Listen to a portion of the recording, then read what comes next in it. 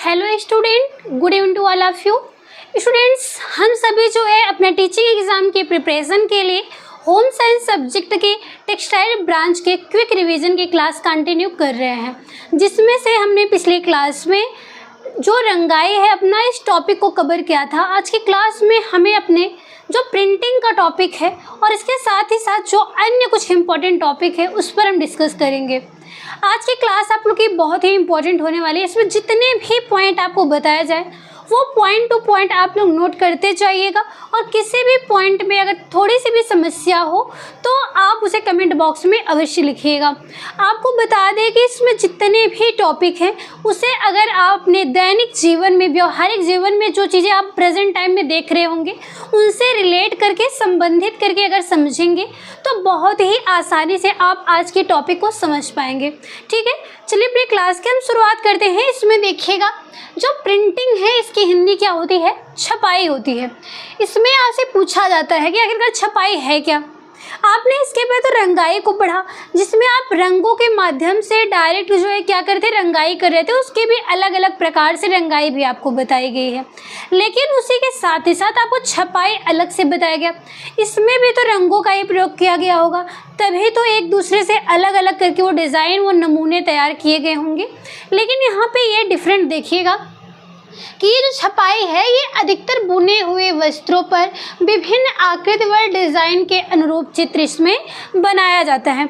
यानी कि ऐसा नहीं है कि आप जो है रंग के माध्यम से कपड़े को बांधने विधि से रंग रहे हो या फिर किसी अन्य विधि से कपड़ों की रंगाई कर रहे हो, बल्कि इसमें क्या किया जाता है, इसमें जो है वस्त्रों पर ही अलग से किसी रंगों के अलग से डिज़ाइन बाद में बनाई जाती है। वस्त्रों के ना ही इसमें जो है धागे के रूप में, ना ही रेशे के रूप में, ना ही कपड़े के रूप में अलग से रंगाई की जा रही है, बल्कि इसमें छपाई की जा रही है। अलग से इसमें रंगों के माध्यम से ही डिज़ाइन बनाई जा रही है। ठीक है, जब वह तैयार हो जाता है उसके बाद रंगों के माध्यम से ही इस पर अलग से डिज़ाइनिंग बनाई जाती है, छपाई की जाती है। देखिएगा, इसमें जो प्रिंटिंग की विधि आपसे पूछी जाती है, विभिन्न प्रकार के रंग जो छपाइयाँ हैं वो आपको दी जाती हैं।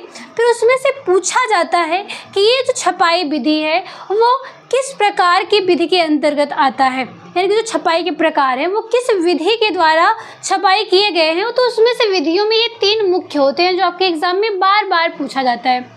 चाहे वो किसी भी स्टेट का आपका टीएसटी पीएचडी का एग्ज़ाम हो, टीचिंग का, होम साइंस का, वो सभी में ये पूछा जाता है। यहाँ जो भी छपाई के आपको प्रकार भी बताए गए हैं उन सभी में इन 3 विधियों का ही प्रयोग किया गया है। देखिएगा, इसमें सबसे पहला प्रत्यक्ष छपाई, जिसे डायरेक्ट प्रिंटिंग के नाम से जाना जाता है। ऐसे वस्त्र जिन पर जो है डायरेक्ट, मतलब किसी भी अन्य वस्तुओं का प्रयोग ना करके डायरेक्ट उन वस्तुओं पर ही क्या कर रहे हैं, आप कोई भी डिज़ाइनिंग बना दे रहे हैं स्वयं से, तो वो क्या है, प्रत्यक्ष यानी कि डायरेक्ट छपाई कर रहे हैं। लेकिन वहीं पर डिस्चार्ज छपाई का क्या मतलब होता है कि आपने वस्त्रों को पूरी तरह से रंग दिया है, रंगने के बाद उसमें कुछ ब्लीचिंग इत्यादि का प्रयोग करके आप वहाँ से उस रंग को डिज़ाइन में हटा देते हैं, तो वहाँ पे डिस्चार्ज छपाई होता है। ठीक है, यानी कि आप एक जगह से डिस्चार्ज कर रहे हैं किसी चीज़ को, रंग को डिस्चार्ज कर दे रहे हैं। डिस्चार्ज का क्या मतलब होता है? हटा देना। यानी कि जो रंग है वस्त्रों पे रंगाई की गई है पहले से, अब उस पर छपाई करनी है। तो यहाँ पे क्या देखना है आपको, रंगाई करने के बाद जो छपाई करनी होती है आपको डिस्चार्ज छपाई में, तो जिस भी आकार का आपको डिज़ाइन प्राप्त करना होता है वो डिज़ाइन में आप ब्लीचिंग के माध्यम से ही रंग को ही हटा देते हैं, तो वो क्या हो जाता है, डिस्चार्ज छपाई कहलाता है। इसके बाद है अवरोधक छपाई।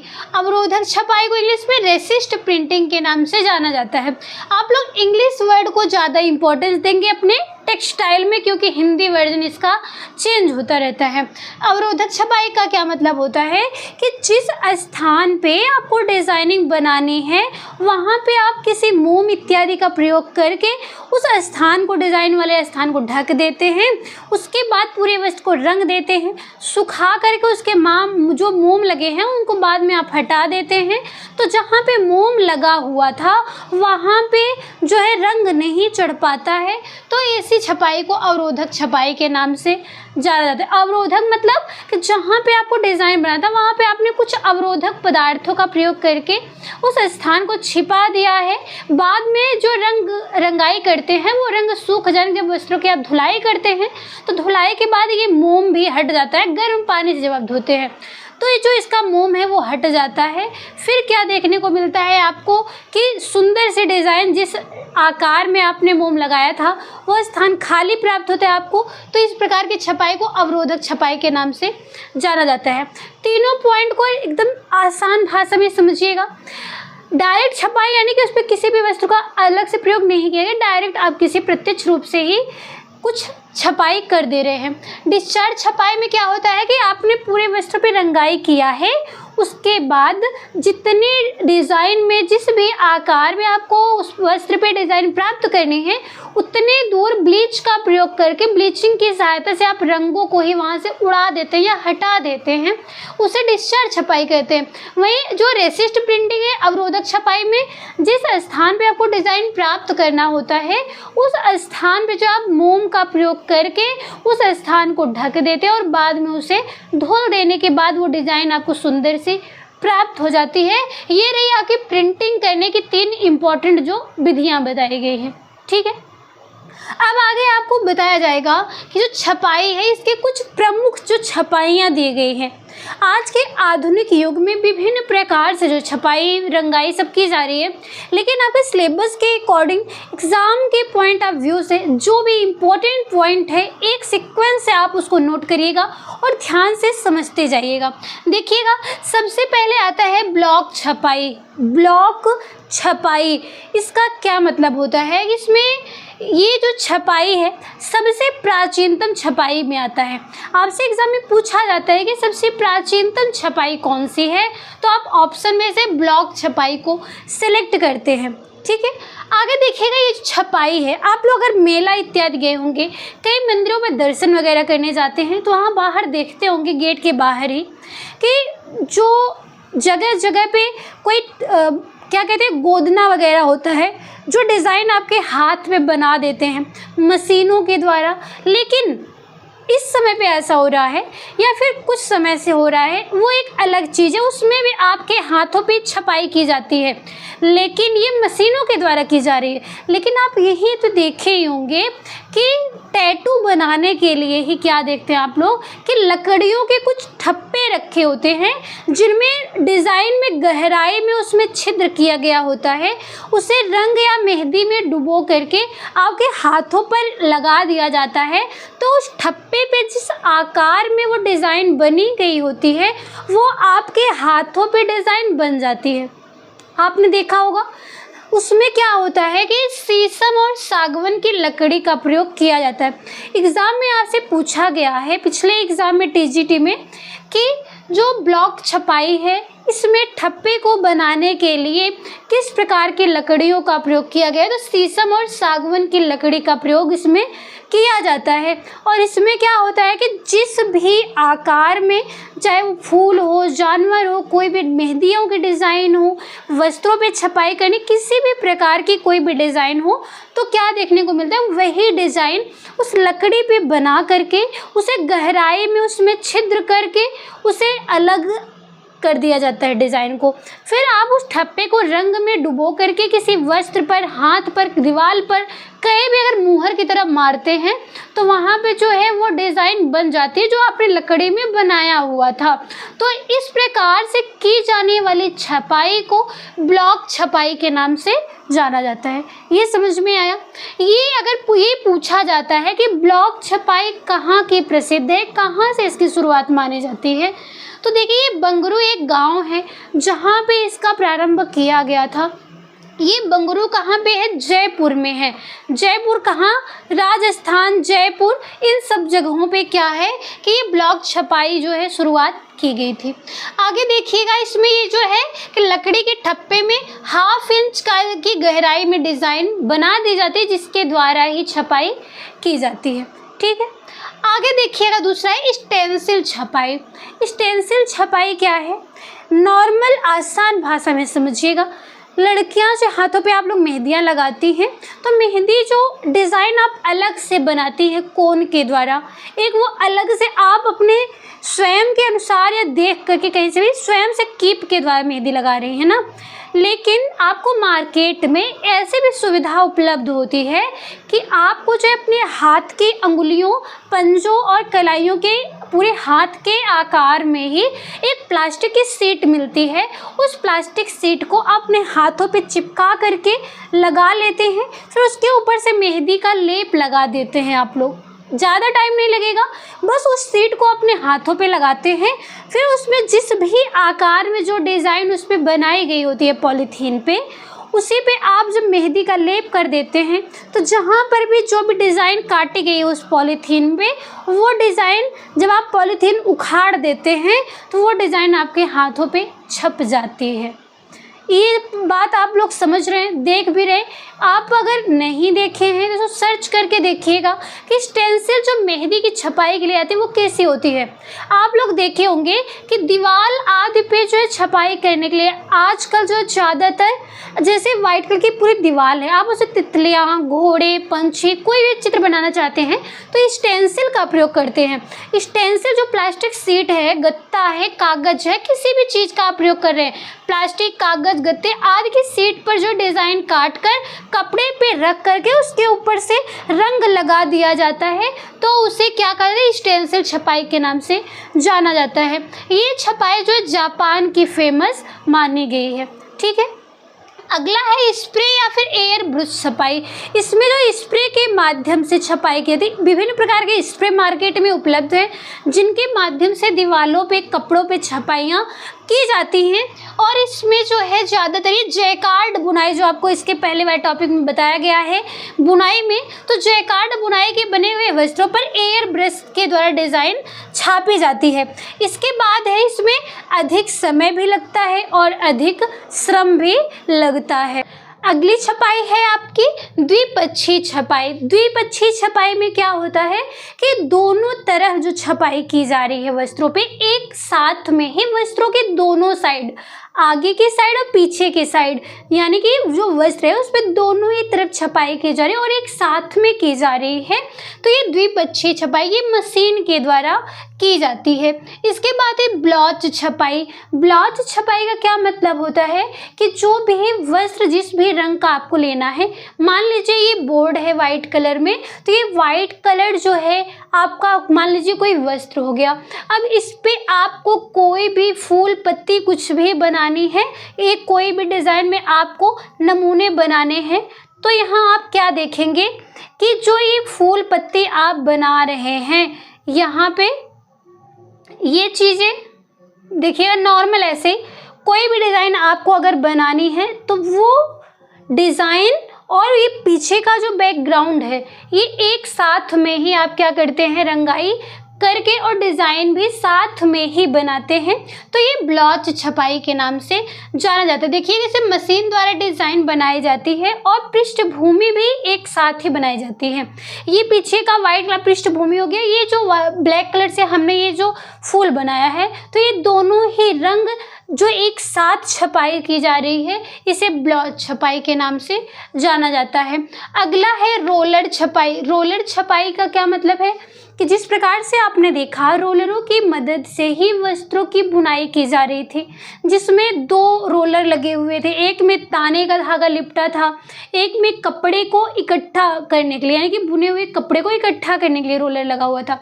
उसी प्रकार से यहाँ पे समझिएगा आप लोग कि जो ये रोलर छपाई है इसमें भी 3 रोलर की मदद से छपाई की जाती है। समझिएगा, जैसे यहाँ पे एक रोलर हो गया, फिर इसके बाद दूसरा रोलर है। ये हालांकि इतने दूर नहीं होते, लेकिन आपको समझाने के लिए हमने इतना दूर बनाया है इसे। ये एकदम गोल होता है, ये थोड़ा सा हमने टेढ़ा भले बना दिया। रोलर आप लोग देख रहे हैं, मान लीजिए वो गोल आकार में है, तो 3 जो रोलर है इसमें से एक है जिसपे वस्त्र लगा हुआ है, ठीक है, एक रोलर है जो वस्त्र लगा हुआ है पहले रोलर पे, और दूसरा रोलर है जिस पे डिज़ाइन बनी हुई है। ठीक, इसके बाद है रंग हेतु, ये जो तीसरा है इस पे रंग लगा हुआ है। ठीक है, पहले जो रोलर है उस पे वस्त्र है, दूसरा रोलर पे डिजाइन, तीसरे रोलर पे रंग लगा हुआ है। जब ये एक दूसरे से सटे हुए होंगे तो जब ये घूमना प्रारंभ करेंगे तो एक दूसरे पे सटते हैं।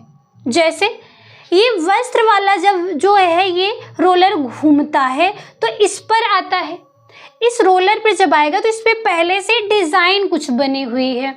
उस डिजाइन में ही क्या है कि इस पे जो है डिजाइन उस कपड़े पे बन जाती है जिस डिजाइन पे छपाई करनी है। इन दोनों पर ही क्या है डिजाइन बनी हुई है।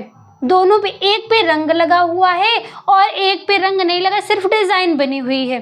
तो जब ये घूमता है इस पर आता है तो यहाँ उस वस्त्र पे डिजाइन बन जाती है और उसी डिजाइन में ही रंग लगने के लिए जो तीसरा रोलर घूमता है तो उसी डिजाइन पे जो है रंग लग जाता है। तो इस प्रकार से जो छपाई की क्रिया वो बहुत ही आसान और कम समय में हो जाती है। तो ये जो रोलर छपाई है इसमें 3 रोलरों की मदद से छपाई की जाती है। एक रोलर वस्त्र के लिए, दूसरा डिजाइन के लिए और तीसरा रंग के लिए प्रयोग किया जाता है। इतना समझ में आया आप लोग को? एक एक पॉइंट को आप लोग ध्यान से बस समझते जाइएगा। अगला है स्क्रीन छपाई। स्क्रीन छपाई का क्या मतलब होता है कि एक कोई आपके पास फ्रेम बना हुआ है। ठीक है, देखिए इस प्रकार से कोई भी आपके पास फ्रेम है, उस फ्रेम में जो है आपने नायलॉन के बने हुए कपड़े को तान करके खींच करके लगा दिया है। ठीक है, खींच करके इसे फ्रेम में आप सेट कर देते हैं। इसके बाद चौक या डिजाइन से, इस पर चौक से कोई भी आप डिजाइन मान लीजिए बना दे रहे हैं। ठीक है, इस प्रकार से कोई भी डिजाइन आपने बनाया। जहाँ रंग नहीं लगाना है वहाँ पर मोम का प्रयोग करते हैं। देखिएगा ये हमने जो है डिजाइन बना लिया। देखिए ये 3 फूल हमने बनाया और मान लीजिए हमारा क्या है, कोई रुमाल हम बना रहे हैं इतने छोटे से वस्त्र पे। अब क्या हम करेंगे कि हमें जो है ये पीछे वाला जो ये खाली भाग है इसको कलर करना है और ये जो फूल बना हुआ है इसको कलर नहीं करना है, इसको वाइट कलर में ही रखना है। तो हम क्या करेंगे, एक जब इस टेंसिल पे इसको खींच करके कपड़े को लगा लेते हैं, फिर इसमें जो खाली स्थान है, जो इसकी पृष्ठभूमि, ब्रैकेट देखिएगा, पृष्ठभूमि पर मोम लगा देना। ये जो पृष्ठभूमि है इसकी जो खाली स्थान है इसे आप जो है मोम इस पर लगा देते हैं। ठीक है, जब इस पर आप लोग मोम लगा देंगे फिर इस पर कोई भी कलर आप चढ़ाएंगे तो क्या होता है, जिस भाग पर मोम लगा होगा उस भाग पे रंग नहीं चढ़ेगा। तो जिस भाग पे रंग नहीं चढ़ेगा वो भाग आपका जो है वो वाइट ही रहेगा। ठीक है, जिस पर रंग चढ़ जाएगा, देखिए यहाँ पे एग्जाम्पल के तौर पे आप लोग इसको देखिएगा, ये जो हम कलर कर रहे हैं ये छपाई के बाद की प्रोसेस नहीं है, बल्कि ये समझिए आपके यहाँ पे मोम लगाया जा रहा है। मोम की मदद से ये पीछे से आपने इसको कलर कर दिया है, इसके बैकग्राउंड को, इसके कपड़े को आपने इसको कलर कर दिया है। तो जब ये मोम के द्वारा आप इसको ढक देते हैं तो ढकने के बाद इस पर जो है मोम के द्वारा रंग नहीं चढ़ेगा। जब रंग नहीं चढ़ेगा तो रंग सब कहाँ चढ़ेगा, ये जो फूल है इस पे चढ़ेगा। ठीक है, इस फूल पे रंग चढ़ जाएगा।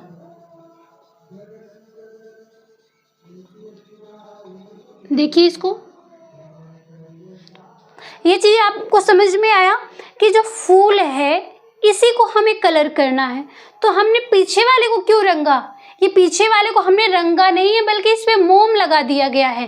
जब पृष्ठभूमि पे हम मोम लगा देते हैं इस प्रकार से और जो डिज़ाइन हमें बनानी है उस डिज़ाइन को हम खाली छोड़ते हैं। अब इस पर कोई भी रंग, वाइट कलर का, ब्लू कलर का, समझ लिए कोई भी रंग जब हम इस पे लगा के चढ़ाते हैं, ठीक है, इस पे जब हम कोई भी रंग चढ़ा देते हैं तो आपका क्या हो जाता है, कोई भी रंग चढ़ाएंगे तो वो जो रंग चढ़ेगा वो इसी फूल पे ही चढ़ जाएगा। ये बात समझ में आई आपको? इसमें जो पृष्ठभूमि पर मोम लगाते हैं ये चीज़ आपने देखा। इसके बाद देखिएगा बाटिक छपाई आती है। ये जो स्क्रीन छपाई है, बाटिक छपाई है, दोनों में बस इतना डिफरेंट है कि जो पृष्ठभूमि को रंग रहे हैं आप, ये स्क्रीन छपाई में आप इसके बैकग्राउंड को मोम से रंग दे रहे हैं। इसके जो पृष्ठभूमि इस पर आप मोम लगा रहे हैं, लेकिन बाटिक छपाई में आप क्या करते हैं, बाटिक छपाई ये फिगर के माध्यम से भी आप समझ रहे हैं, तो इसको भी आप अच्छे से देखिएगा। इसमें भी हमने फूल को ही बनाया। अब इसमें हम क्या करेंगे ना, जिस भी डिज़ाइन में हमें प्राप्त करना है, जो डिज़ाइन हमें प्राप्त करनी है, उस डिज़ाइन में हम इस पर मोम लगा लेंगे।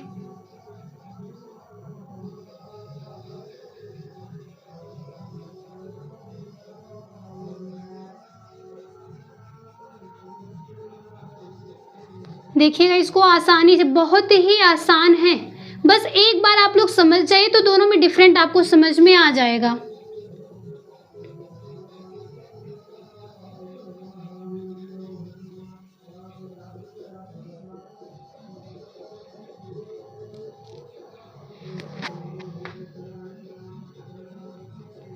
यानी कि जो भी डिज़ाइन आपको प्राप्त करनी है, उस डिज़ाइन वाले स्थान पे आप मोम लगा देते हैं। उसके बाद इसके पीछे वाले भाग को आप खाली छोड़ देते हैं। अब दोनों में ये आप अंतर समझिएगा। स्क्रीन छपाई में आपने पीछे वाले बैकग्राउंड पे मोम लगाया है, तो पीछे वाले बैकग्राउंड पे कलर नहीं चढ़ेगा, सिर्फ और सिर्फ फूल पे चढ़ेगा। तभी इसको जब आप धुलेंगे सुखाने के बाद तो ऐसा फिगर प्राप्त होगा। लेकिन वहीं पे जब आप बाटिक छपाई करते हैं तो इसमें आप फूल वाले स्थान को, डिज़ाइन वाले स्थान को मोम से ढक देते हैं। फिर इसको आप क्या करेंगे, इसको आप अच्छे से सुखा देते हैं। मोम लगाने के बाद जब इसको आप सुखा देंगे, मोम सूख जाएगी अच्छी तरह से, तो इसके स्थान मोम सूख दरार सा पड़ जाएगा। जब इसे दरार पड़ जाएगी, मोम थोड़ा थोड़ा फटने लगेगा, तब आप इस पर जब रंग का प्रयोग करके रंग इस पर चढ़ाते हैं और जब रंग सूख जाता है फिर आप उस मोम को हटाते हैं, तो जहाँ जहाँ पे ये दरार पड़ी हुई है कहीं कहीं पे रंग चढ़ता है, बाकी और स्थान पे रंग नहीं चढ़ता। सिर्फ ये जो खाली स्थान है इन्हीं पे रंग चढ़ता है। तो धोने के बाद इसको जो है आपको इस प्रकार का वस्त्र प्राप्त होता है। इसको धुलेंगे तो ऐसा वस्त्र प्राप्त होगा, इसको धुलेंगे तो ऐसा वस्त्र प्राप्त होगा। ये हो गया आपका स्क्रीन छपाई और ये हो गया बाटिक छपाई। ये छपाई करते समय आप ऐसा पाएंगे, लेकिन जब आप इसको धुल देते हैं तो ये एक दूसरे के अपोजिट हो जाएंगे। ठीक है, इसको आप धुलेंगे सुखाने के बाद तो इसके जैसा प्राप्त होगा, इसे धुलेंगे सुखाने के बाद तो इसके जैसा फिगर प्राप्त होगा। ठीक है, क्योंकि ये जो कलर करके आपको बताया गया, इस स्थान पे मान लीजिए मोम लगा हुआ है। समझ में आपको? आगे देखिएगा, अगला है डिस्चार्ज छपाई। डिस्चार्ज छपाई का क्या मतलब है कि इसमें जो नमूने वाले स्थान पर ब्लीच द्वारा रंग को हटा लिया जाता है। जैसे आप ये समझिएगा, जिस प्रकार से मैंने आपको स्क्रीन छपाई और बाटिक छपाई बताया, उसी प्रकार से देखिएगा। मान लीजिए ये कोई आपका वस्त्र है, ये आपका वस्त्र है, इसका कलर क्या है, वाइट है, ये वाइट कलर है। लेकिन आपको जो है इस पे किसी और कलर का क्या प्राप्त करना है, डिजाइन प्राप्त करनी है, नमूने प्राप्त करने। डिस्चार्ज छपाई में ये आपका वाइट कलर है, लेकिन वाइट कलर पूरा आपने रंग तो दिया है, इसमें ज़्यादातर आपको ये देखने को मिलता है कि पूरा जो वस्त्र है ये रंगीन होता है। ये पूरा वस्त्र रंगीन होगा। फिर आपको जो है जो भी डिज़ाइन प्राप्त करनी होती है, उस डिज़ाइन के आधार पे आप ब्लीच के मदद से उस पे, जिस प्रकार से आप ठप्पे का प्रयोग करके छपाई कर रहे थे, उसी प्रकार से रोलरों की भी मदद से आप उस स्थान पे जहाँ डिज़ाइन प्राप्त करनी है वहाँ ब्लीच की मदद से, यहाँ देखिएगा, ब्लीच की मदद से आप यहाँ के रंग को हटा देते हैं। देखिएगा,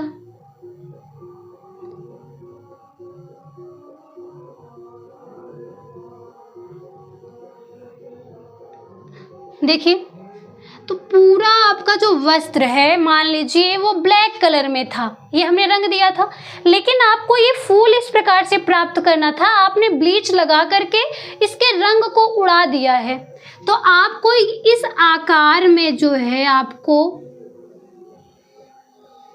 फूल प्राप्त हो गया ना। ये आपने ब्लीच की मदद से इस रंग को हटा दिया है। ये कौन सी छपाई है? डिस्चार्ज छपाई है। बात समझ में आई? यहाँ पे हमने आपको डिजाइन समझाने के लिए अलग से किनारा बना करके दिखाया है, जबकि इसमें इस प्रकार से होता नहीं है, क्योंकि इसे ब्लीच की मदद से बस उस जिस डिजाइन में जो डिजाइन आपको प्राप्त करी उस डिजाइन में आपको यहाँ से ब्लीच लगा के उस डिजाइन को हटा देना है, उस रंग को छुड़ा देना है। ठीक है, ये हो गया आपका डिस्चार्ज छपाई। नमूने वाले स्थान पर ब्लीच द्वारा रंग को हटा दिया जाता है। ये क्या है? डिस्चार्ज छपाई। डिस्चार्ज छपाई। इसके बाद है स्थानांतरण छपाई। स्थानांतरण छपाई वाले टॉपिक को हमने आपको रंगाई में भी बताया कि स्थानांतरण में क्या होता है कि किसी भी एक स्थान पे रंगाई की जाती है, फिर उसको ले जा करके किसी दूसरे स्थान पे आप उसको अच्छे से लगा के उस स्टिकर को उखाड़ लेते हैं। जैसे हमने आपको च्युइंगम वाले स्टिकर का एग्जाम्पल दिया था, वही चीज़ यहाँ पे स्थानांतरण छपाई के अंतर्गत आती है कि उस पर अलग से डिज़ाइन बनाई गई होती है। आप किसी भी स्थान पर उसको रख करके उखाड़ देते हैं, फिर क्या होता है, दबाव देने के बाद वो डिज़ाइन उस स्थान पे बन जाती है। वो चाहे किसी दीवार पे हो, किसी भी वस्त्र पे हो, कहीं पर भी आप उसका प्रयोग कर सकते हैं। तो ये हो गया आपका पूरा का जो जितना भी छपाई से संबंधित टॉपिक था उसको यहाँ पे बता दिया गया है। छपाई के बाद इसी में अपना अगला टॉपिक है शुष्क धुलाई, यानी कि जो भी वस्त्र आप धुलते हैं नॉर्मल साबुन के प्रतिक्रमक के द्वारा, एजेंट के द्वारा, इसमें आपको जो है नॉर्मल तो आप जान ही रहे कि सोडी साबुन में इसमें सोडियम बाइकार्बोनेट का प्रयोग किया गया होता है। इसके अतिरिक्त जब आप जो कोई कीमती वस्त्र होता है, महंगे और वजन वस्त्र होते हैं, जो जिसमें बहुत ही ज़्यादा परिसज्जाएं की गई होती है, जिसपे नॉर्मल धुलाई करने पर बुरा प्रभाव पड़ता है, इसलिए उन वस्त्रों पर जो है शुष्क धुलाई का प्रयोग किया जाता है। तो ये आपको पढ़ना है कि इसमें किस प्रकार के जो प्रतिक्रमकों का प्रयोग किया जा रहा है और किस प्रकार से दाग धब्बों को छुड़ाया जाता है। यहाँ से क्वेश्चंस बहुत ही ज़्यादा आपके एग्जाम में पूछे जाते हैं।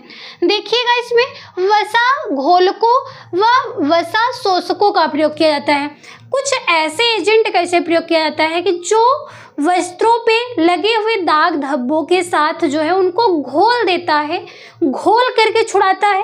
और कुछ ऐसे भी होते हैं धुलाई करने वाले प्रतिक्रमक जो अपने आप में उस दाग धब्बों को छुड़ा लेते हैं, यानी कि अवशोषित कर लेते हैं अपने आप में। ऐसे जो है कुछ प्रतिक्रमकों का प्रयोग किया जाता है। इसमें महंगे व वजन वाले जो वस्त्र होते हैं, इनके साथ ही साथ इसमें जो रेशमी और ऊनी वस्त्र होते हैं खास करके, इन सभी के लिए शुष्क धुलाई का ज़्यादातर प्रयोग किया जाता है। लहंगे इत्यादि देखते होंगे आप लोग, जो महंगे महंगे सूट वगैरह होते हैं, उन सभी के लिए क्या होता है, जिसमें बहुत ही ज़्यादा स्टोन जरी वर्क, इसके साथ साथ बहुत ही वजन वर्क किया गया होता है, उन सब की धुलाई के लिए आप नॉर्मल साबुन और ब्रश रगड़ रगड़ के तो साफ नहीं करते हैं, बल्कि उनको ड्राई वॉश के लिए, ड्राई क्लीनिंग के लिए दिया जाता है। तो इसमें देखिएगा ड्राई क्लीनिंग जो है मुख्य रूप से वो दो प्रकार से की जाती है। एक ऐसा प्रतिक्रमक होता है जो अपने आप में अवशोषित करता है, वो अवशोषक होता है, और एक है विलायक, यानी कि पानी के साथ मिल करके वो उस दाग धब्बों को क्या करता है, उसमें जो है घोल करके उसको छुड़ाता है, साफ करता है। जरूरी नहीं कि दाग धब्बे पड़े हो तभी ये धोए जाएंगे, बल्कि नॉर्मल जो शुष्क धुलाई है उसमें इनका प्रयोग किया जा रहा है। ठीक है, वसा को जो सोख लेते हैं वो अवशोषक, और जो वसा को घोल करके साफ कर रहे हैं वो विलायक है। ठीक है, आगे देखिएगा अवशोषक के अंतर्गत कौन कौन से चीज़ों का प्रयोग करके आप जो है वस्त्रों की सफाई करते हैं।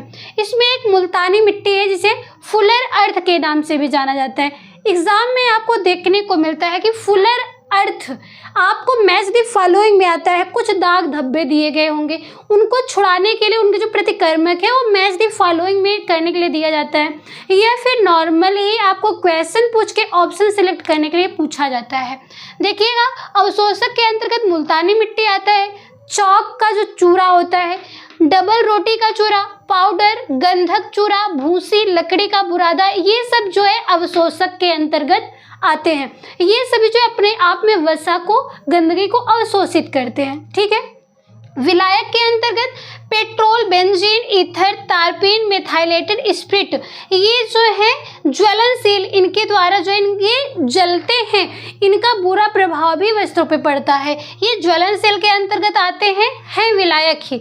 इसके साथ ही साथ कार्बन टेट्राक्लोराइड और ट्राइक्लोरोथेन, ये जो दोनों हैं, ये दोनों अज्वलनशील के अंतर्गत आते हैं और ये सभी जो मिल करके क्या करते हैं, वसा को अपने आप में घोल करके उस वस्त्र को साफ करने का कार्य करते हैं, धुलाई करने का कार्य करते हैं।